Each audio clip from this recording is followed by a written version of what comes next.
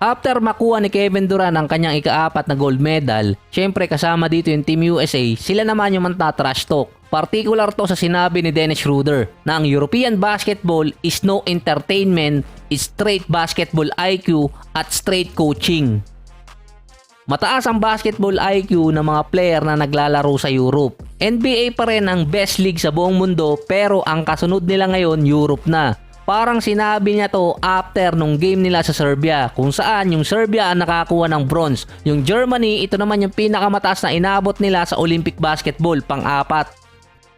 Sinabi kasi ni Schroeder na yung mga teams gaya ng Serbia, Greece, Spain at France, kasama na din ng Germany, marami kasi mga players doon ng athletic na at alam na yung laro. Ang comment na yon ay dahil sa naging game ni Jokic at Bogdanovic na nagpahirap sa Team USA. Karamihan pa ng mga best player ngayon na pumapalit sa NBA mga European player gaya ni Luka, Giannis, Jokic at susunod na si Victor Wembanyama.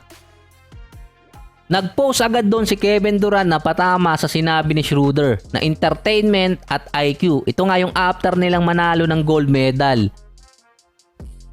Yung entertainment kasi na komento ni Schroeder patungkol yun sa style ng NBA na naglalaro doon yung mga players ng Team USA. Kasi ang focus nila doon yung mga rules para mapataas yung scoring at maging entertaining sa mga fans. Yung defense medyo nababawasan na.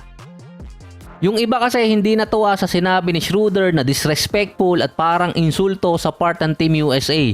Dominant pa rin naman sila sa international level kapag basketball, lalo na kapag nilagay mo doon yung mga best player talaga sa roster. Meron pang hindi nakasama, meron pang hindi napalaro at nabangko at marami pang pagpipilian.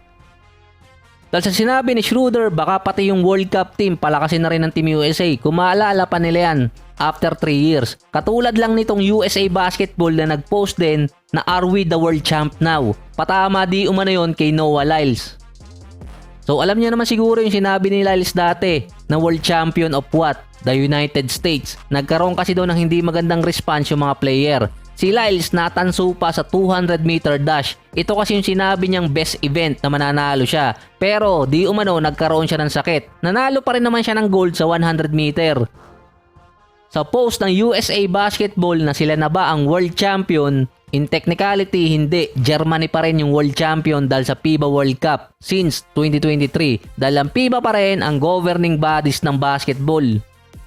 Ang Team USA ngayon ang Olympic champion. Mas madidiin kasi yung Olympic champion or gold medal sa narrative ng mga NBA player kumpara sa FIBA World Cup. Tulad na lang nito, si Kevin Durant sa narrative, 4-time gold medal sa Olympics. Pero sinabi pa daw na siya ang leading scorer ng Team USA na nakapokus yun sa Olympics. Si Kevin Durant nakakuha din ng gold medal sa FIBA World Cup noong 2010. Ganon din si Steph, mas nabibigyan ng narrative yung gold medal niya sa Olympics pero si Steph 2010 at 2014 FIBA World Cup champion. Kasama pa doon yung 36-1 record nila sa Olympics, yun lang ang binanggit, hindi sinama sa record yung Team USA na naglaro sa World Cup. Ito naman, yung mga analysts at players high hopes para kay Wembanyama after ng performance niya sa Olympics. Sinabi ni Jordan Clarkson na makukuha lahat ni Wembanyama ang award sa NBA pagdating ng panahon. Pero parang MVP at Defensive Player of the Year lang yung may bigat sa awards na yon. Sa Olympics, si Wemby merong average na almost 16 points, 9 rebounds, 3 assists, 2 steals at almost 2 blocks per game. 20 years old pa lang siya, lalo na kung gumulang-gulang pa ng konti ito. Siya yung leading scorer, rebounder, assist leader, shot blocker, at steals. Siya ang naging leader ng France sa international tournament. Kaya nga ang komento doon ng ibang analyst at commentator, nakakatakot si Wemby kapag bumalik sa NBA sa October. Nagawa niya kasi maging leader ng France habang bata pa siya. Lalo pa kung magkakaroon din ng mga bigating teammate si Wemby sa San Antonio. Dahil nga ang sinabi mismo ng Spurs, hindi na nila patatagalin or sasayangin yung mga tao ni Wemby para sa rebuild nila. Naging emotional kasi si Wemby after nung talo nila sa Team USA. Kaya sa interview, ito yung sinabi niya. Natuto na siya ngayon at worried na siya sa mga makakalaban niya sa loob ng 2 taon. Nung tinanong si Wemby kung saan dapat mag-ingat yung mga kalaban niya, ang sagot lang niya, everywhere. Mapa NBA yun or FIBA tournament.